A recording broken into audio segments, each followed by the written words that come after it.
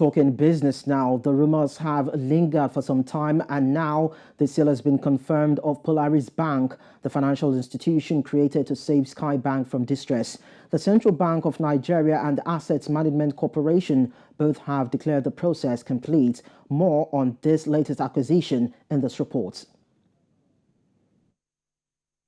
Mergers and acquisitions are common in every business environment globally, and for some months now, the rumored sale of Polaris Bank has been making the rounds, despite the denial from the bank itself.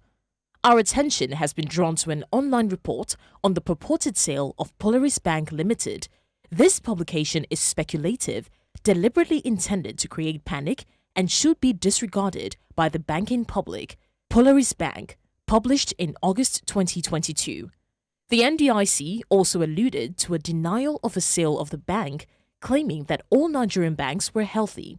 Now, the Central Bank of Nigeria has announced the completion of a sale of Polaris Bank to a new owner 4 years after the government took over the distressed Sky Bank, renamed it before injecting over 1 trillion naira of public funds to recapitalize the bank. Strategic Capital Investment Limited emerged the preferred bidder, the CBN said in a statement late on Thursday. But is this a known firm? I have not heard about Strategic Capital Investment Limited before, but I understand that a lot of financial institutions they thrive under different, investment umbrellas in terms of shareholding and all that. Before now, I don't know them, but in the real sense, acquisition vehicles could be put together at the point when they are required. You can pull them together for the special purpose of acquiring that asset that you're bidding for. The sale decision was jointly taken with the Asset Management Corporation of Nigeria, the government's bad debt buyer, which took over Sky Bank after the Central Bank of Nigeria withdrew its license in 2018 before setting up Polaris as a bridge bank. Was the bid process made known to the public? The kind of offer we are talking about when you sell a bank is not exactly a public offer. It's a strategic disposal of that kind of an asset. The new owner, SCIL, has completed a share purchase agreement for the acquisition of 100% of the equity in Polaris Bank, according to a statement by the spokesperson of the CBN, Osita Wanisobi. It paid 50 billion naira and has agreed to refund 1.3 trillion naira injected into the bank. Upon AMCON taking over Polaris Bank, it had to issue a bond for about 130 trillion in order to be able to take care of the bank, to keep it afloat. So that is the amount that the new strategic investor, or rather the buyer of Polaris Bank, will have to pay over 25 years. So in taking over a company, you are taking over both assets and liability. Although this deal has been concluded, many questions are left unanswered.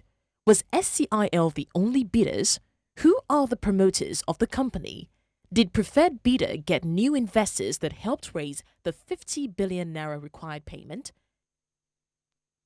Well, joining me on News Central now is Olusegun Adejoro. He's a retail financial services specialist with professional certification in banking and insurance. Thank you so much for coming aboard our news, Olusegun. Thank you for asking me here.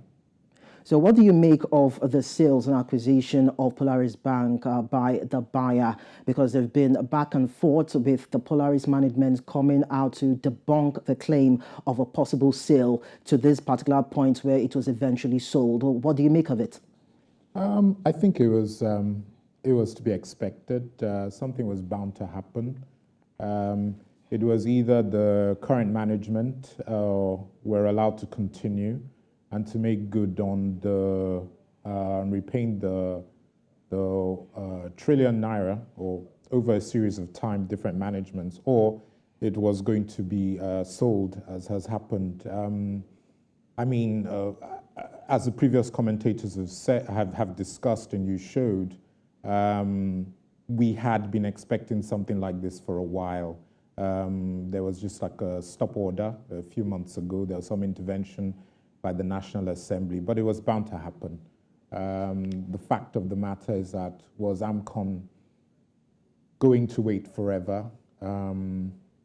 I guess what we just need to know now is that either AMCON or central bank, probably AMCON, just needs to inform the public,